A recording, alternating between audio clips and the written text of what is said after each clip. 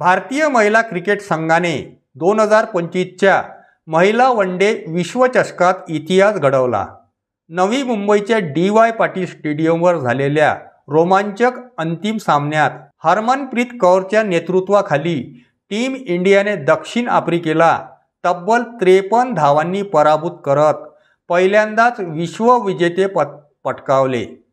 या विजयाने संपूर्ण देशात आनंदाचे वातावरण निर्माण झालं आणि भारतीय महिला क्रिकेटच्या इतिहासात सुवर्ण अक्षरांनी लिहिला जाणारा क्षण ठरला। सुरुवातीला नाणेफेक गमावून भारताने प्रथम फलंदाजी केली। दमदार सुरुवात सुद्धा केली।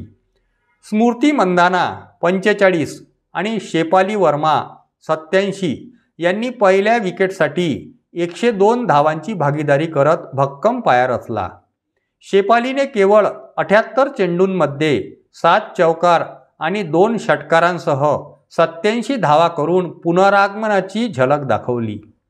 तिच्या या खेळीने भारताला मोठ्या धावसंख्येकडे नेले। मात्र मधल्या फळीत जोमिमा लॉड्रिक्स हिने 24 धावा तर हरमनप्रीत कौर हिने 20 धावा आणि अमनजीत कौर हिने 12 धावा करून पटकन माघारी परतल्या।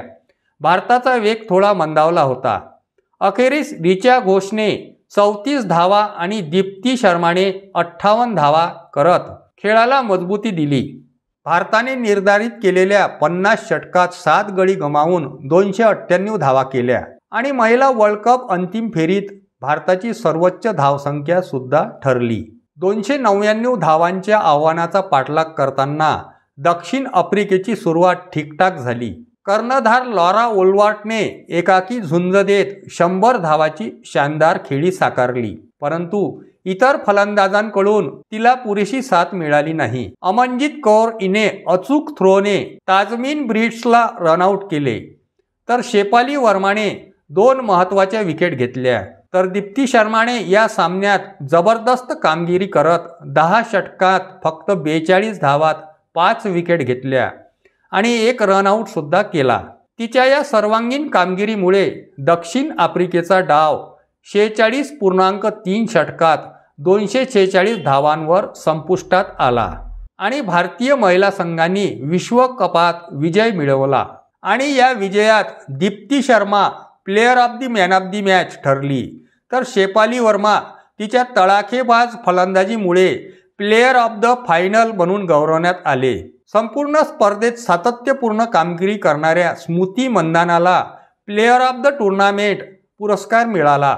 भारताच्या गोलंदाजांनी निर्णायक क्षणी घेतलेले विकेट्स, शेफाली मंधानाची सलामी कामगिरी आणि दीप्ती शर्माची फिरकी जादू हे भारताच्या विजयाचे प्रमुख सूत्र ठरले। अशा या ऐतिहासिक विजयाने भारतीय महिला क्रिकेटच्या इतिहासात नवा अध्याय लिहिला। हरमनप्रीत कौरच्या नेतृत्वाखाली संघाने केवळ हा चषक जिंकला नाही, तर प्रत्येक भारतीय क्रिकेट प्रेमीचं स्वप्न सुद्धा साकारलं।